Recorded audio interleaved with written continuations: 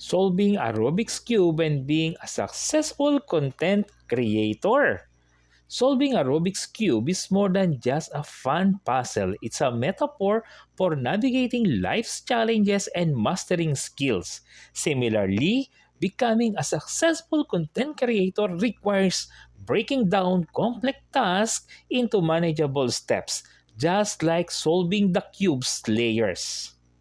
The Rubik's Cube teaches discipline, strategy, and resilience qualities that are essential for content creation. Each move on the cube represents decision and challenges faced when creating meaningful, engaging content. It emphasizes the importance of a systematic approach to achieve success. Whether you're solving a cube or building an online presence, success is not about luck. It's about strategy, perseverance, and adapting the challenge along the way. The steps to solving the cube and building success as content creator. Number one, the base, the white cross, represent building a strong foundation. In the Rubik's Cube, the white cross is a starting point for solving the puzzle. In content creation, it represents defining your niche, purpose, and core values. A solid foundation ensures that your efforts are aligned with your goals. Without clarity in your purpose, your content risks being scattered and ineffective. Define your why. Why are you creating content? What problem are you solving? This clarity drives every decision and ensure your content connects with your audience. Example, niche. Choose a niche that aligns with your passion and expertise, such as personal development, fitness, or motivation. Core values. Establish values that guide your content. For instance, if you're a motivational expert, your core values might include inspirational, good vibes, and life empowerment. Purpose. Define your content's purpose. For example, helping a person with low motivational level navigate in increasing high morale. Number two, first layer. What it represents. Establishing initial traction. In the cube, this involves aligning the edges of the first layer.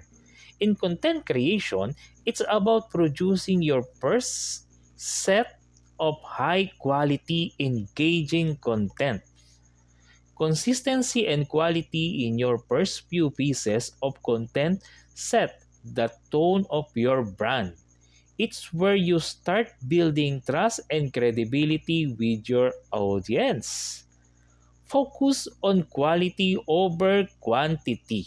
You don't need to please everyone. Instead, cater to the specific needs of your target audience. Example, create 5 to 10 foundational pieces of content for food niche. This could include blogs like Top 5 Tips for Where You Find Delicious Food at Reasonable Price or videos like Understanding Healthy Food is Essential Rather Than Medicine Maintenance. Use eye-catching visual and storytelling to keep your audience engaged. Number 3, second layer. Connecting the pieces. On the Rubik's Cube, the second layer involves solving the middle edges. For content creator, it's about expanding reach and building connections.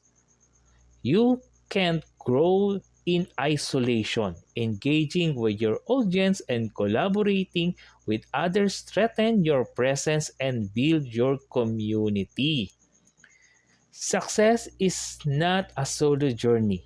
Collaboration and meaningful connection accelerate growth. Example, collaborate with influencer or other creator in your niche. For instance, partner with a financial advisor to create content on budgeting for home ownership. Engage with your audience by responding to comment, hosting live Q&A session, or running polls to understand their needs better. Number 4, top cross. Yellow cross represent honing your craft. On the Rubik's Cube, the top cross prepares you for solving the remaining pieces. For content creators, this stage is about refining your strategy and optimizing your content. This stage requires more advanced technique and strategies to stand out in a crowd space. It's where you identify what works and improve on it. Life lesson. Optimization is key. Use data to refine your approach and stay ahead of the curve. Example, use analytics tool to track your content performance. For example, which blog posts have the highest traffic? Which video get the most shares? Experiment with a new format such as infographic, reels, or long-form podcast to see what the resonate best in your audience. Number 5, third layer. What it represents? Mastery and precision. Solving the third layer involves tackling complex scenarios. For content creators, this is about scaling and solving advanced challenges. At this stage, you build momentum, but maintaining it requires creativity, adaptability, and continuous learning. Life lesson. Growth involves pushing boundaries and embracing challenges. Success doesn't stop at mastery, it's continuous process. Example, expand your content to multiple platforms. If you focus on YouTube, consider launching a podcast or an ebook. Dive deeper into your niche by tackling advanced topics. For instance, create content on maximizing ROI on real estate investment for seasoned investors. Number 6, final corners. Finishing strong. Solve the final corners, complete the cubes. For creators, it's about sustaining success and leaving the lasting impact. The final stage determines your legacy. Consistency, innovation, and staying true on your values are crucial. Success isn't finish line. It's an ongoing journey.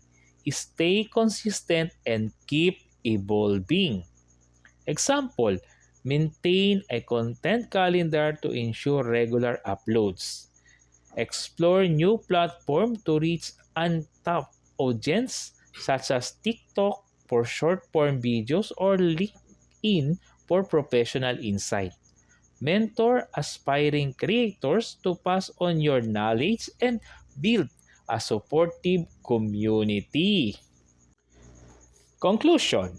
Bringing it all together, the Rubik's Cube is a perfect metaphor for the challenges and triumphs of being a successful content creator. Each twist, turn, and step teaches valuable lessons about focus, persistence, and strategy. Just as solving the cube takes time and patience, so does building successful content creation journey. Start your content creation journey today. Identify your foundation. Take your first steps and remember, every small move bring you closer to solving the puzzle. Whether it's building your brand or scaling your platform, embrace the twist and turn and let them guide your success.